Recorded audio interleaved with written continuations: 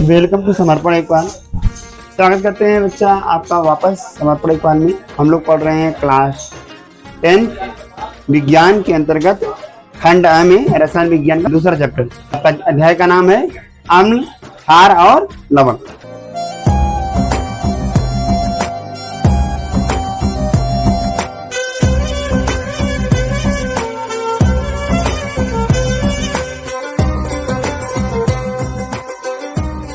लगाइए आप लोग क्षारक और क्षार में अंतर कर लो मन कहती। ठीक है, क्षारक और क्षार में थोड़ा सा अंतर है बस। और क्षारक को एल्काइन कहते हैं, एल्काइंस।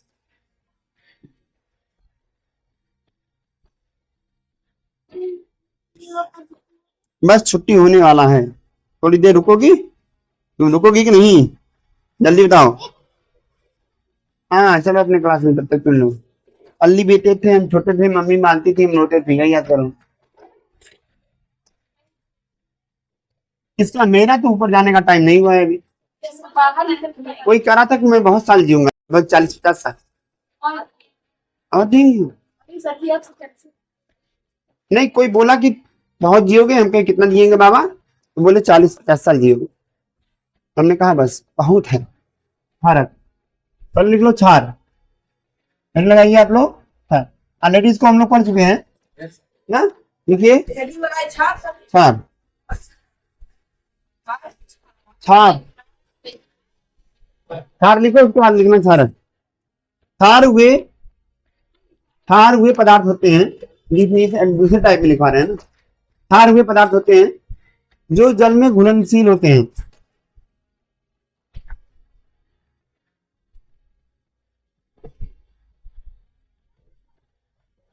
क्षार हुए पदार्थ होते हैं जो जल में घुलनशील होते हैं। आगे लिखो, नीचे लिखो क्षारक।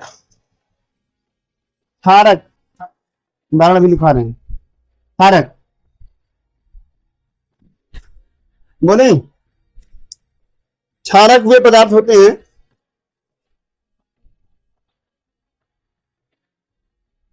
जो जल में OH आयन देते हैं। क्षारक वे पदार्थ होते हैं जो जल में OH आयन देते हैं, लेकिन जरूरी नहीं कि वे जल में घुलनशील हो। साथी सखियां बचपन की किस काम आए, छोड़ लो तुम किसी का अगर नहीं दे रही हैं तो। अब देखो कैसे पिन्नी आप निकलेगी। बोले जल्दी लगाओ, अभी लिखवा रहे हैं।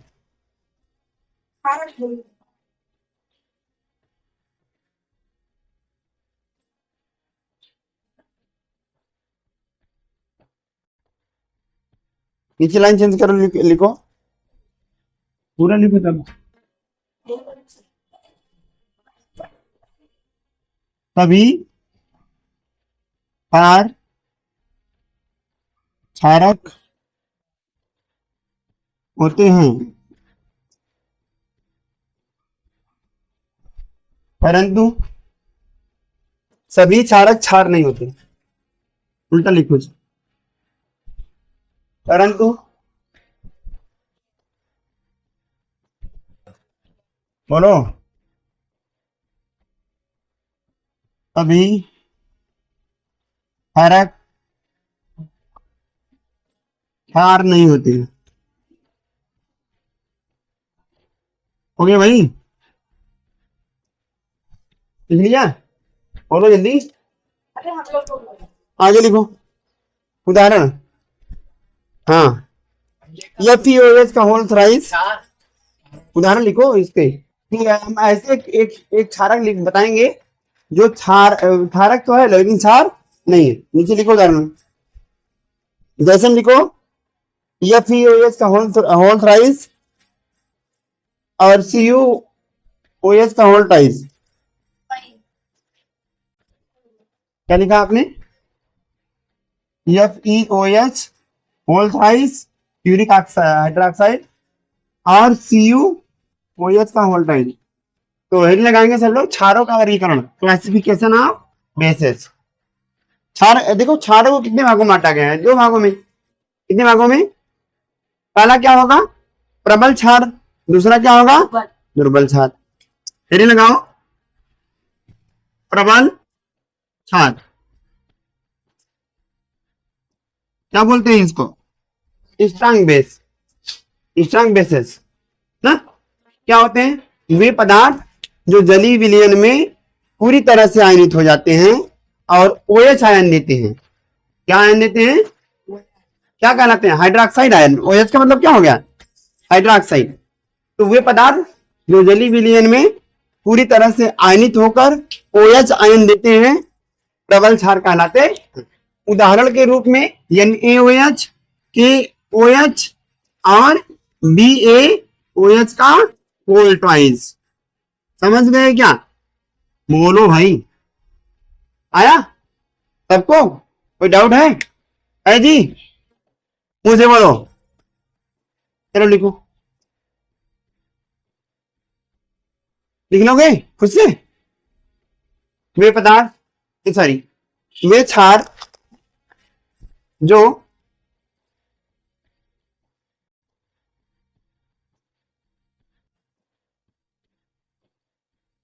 वे पदार्थ जो जलीय विलयन में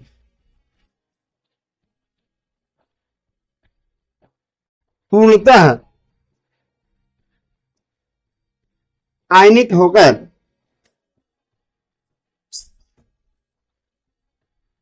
OH आयन देते हैं।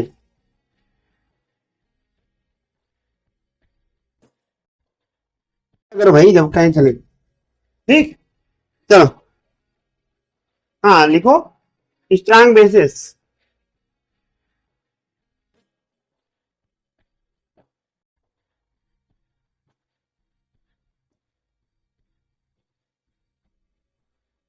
द बेसिस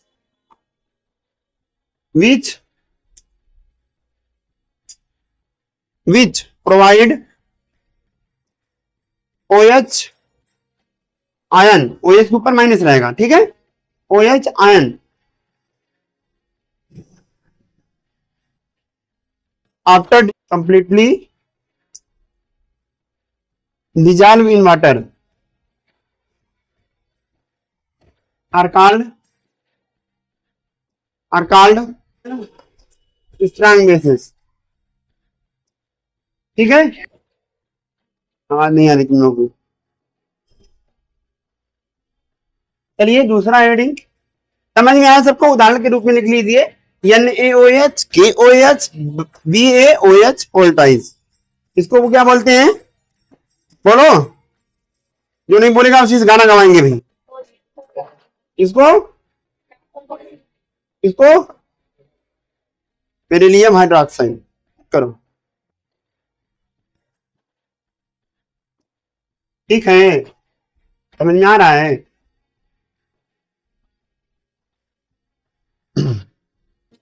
चलो अगला हेडिंग लगाएंगे सब लोग, दुर्बल क्षार। आगे बढ़ो, पढ़ाई वाली चीजें मत याद रखा करो बस, इससे बकवास है ना, कुछ लेना न देना जी। डेली लाइफ में क्या मतलब है इसका? बस ऐसे करो, झुकेगा नहीं, चाहे जो है। तैनुआ पगली कहाँ देख रही है आजकल? तुम कुछ नहीं कर रही। चलो हेडिंग लगाओ, दुर्बल क्षार। बोले दुर्बल क्षार क्या होते हैं? क्षार बोले या क्षारक ना? बोलो, कुछ तो बोलो। अगर मैं यहां दुर्बल क्षार की बात कर लूं, कौन मिटाए इतना? तो ये हो गया AHAlOH का होल थ्राइस, ठीक है, अल्युमिनियम हाइड्रा। अब ध्यान से ये देखिएगा, यहाँ पे हम कहेंगे अगर इनको हम वाटर में डिजॉल्व करें तो ये पूरी तरह से आयनित नहीं होंगे, मतलब कुछ मात्रा इनकी बची रह जाएगी, ठीक है। जैसे बालू के कण को अगर पानी में आप डाल दीजिए तो क्या उसमें पूरी तरह से मिल जाता है? नहीं ना, समांगी मिश्रण होता है कि विषमांगी। तो इसी प्रकार से ये होते हैं, ये पूरी तरह से आयनित नहीं होते, मतलब हो तो काफी मात्रा में मिल जाएगी लेकिन थोड़ी बहुत मात्रा इनकी बची रहेगी। समझ में आ गया? सब्सक्राइब करो, ठीक है। बोलो सब्सक्राइब करोगे तब इसी बात पे एक गाना सुनाए तुम लोगों को। ये क्या दिख रहा है? ये 2.5 किलो का हाथ। हाँ अभी बॉक्सिंग लड़के आया हूँ मैं तुरंत। चले छाड़ के भौतिक गुण। ठीक बोलो। तो छाड़ के तो नंबर 1, ये स्वाद में कड़वे होते हैं। छाड़ स्वाद में कड़वा होला होवेला। दूसरा, ई लाल लिटमस के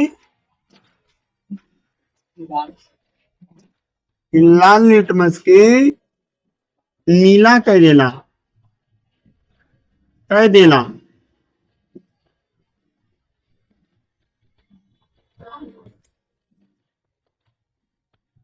ठीक। अच्छा नंबर 3, इनकी प्रकृति संचारक होती है, मतलब ये बॉडी को नुकसान पहुंचा सकते हैं। ऐसा देते हो तुम लोग। इनकी प्रकृति संचारक होती है,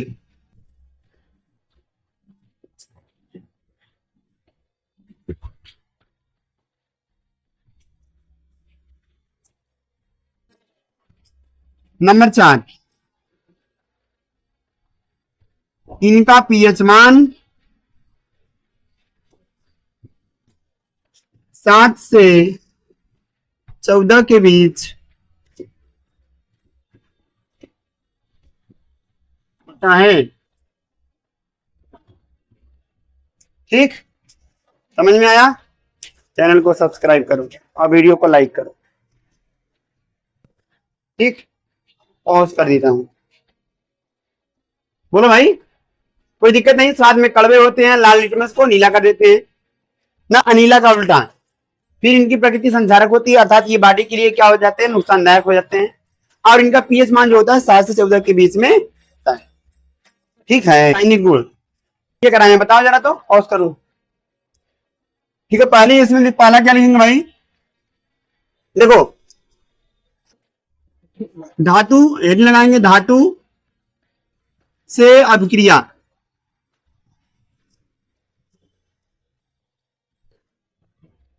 जब कोई क्षारक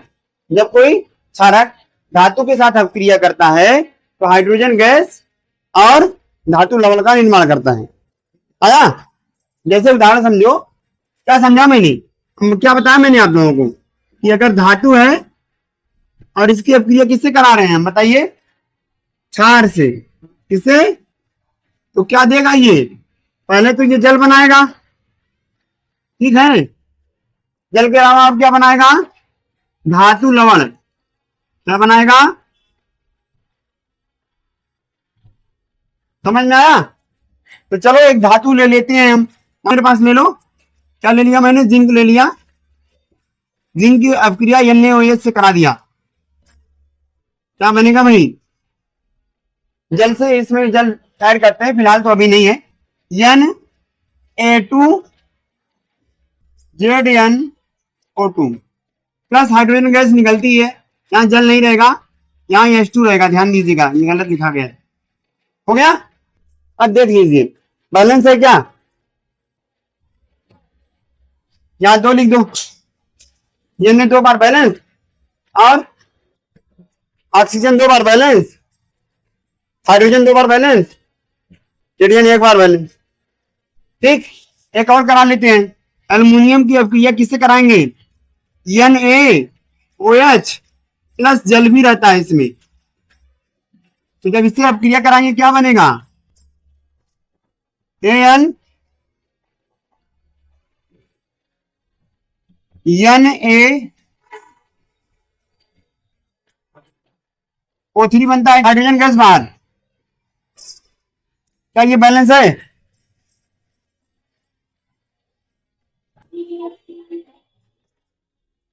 नहीं मैंने से हाँ तब यहाँ होते थे धातु की। जब हम धातु के साथ किसी क्षार की अभिक्रिया कराते हैं तो धातु लवण बनेगा और क्या बनेगा, हाइड्रोजन गैस। हाँ इधर कभी कभी यहाँ पर जल के साथ भी अभिक्रिया कराई जाती है, इसको इसमें मिला के, यानी जल भी यहाँ पर रखा रहता है। तो यहाँ पे देखो एक उदाहरण में जब हमने एल्युमिनियम की अभिक्रिया सोडियम हाइड्रोक्साइड और जल से कराई तब बन गया AlNaO2 प्लस H2। ठीक है, समझ में आया? अभी इसमें इतना ही, कल हम लोग पढ़ेंगे अधातु ऑक्साइड के साथ अभिक्रिया। नोट कर लो, लिख लो। क्या यही तो लिखा मैंने ना, स्टेटमेंट कर रहे हो, ये लिख लेना है तो लिख लो। क्षार, जब किसी क्षार की अभिक्रिया धातु से कराई जाती है, जब किसी क्षार की अभिक्रिया धातु से कराई जाती है तो हाइड्रोजन गैस और हो गया धातु लवण का निर्माण होता है। नोट कर लीजिए। बस अब हेरी लड़ाई छोड़ दो, अधात्विक ऑक्साइडों के साथ अभिक्रिया।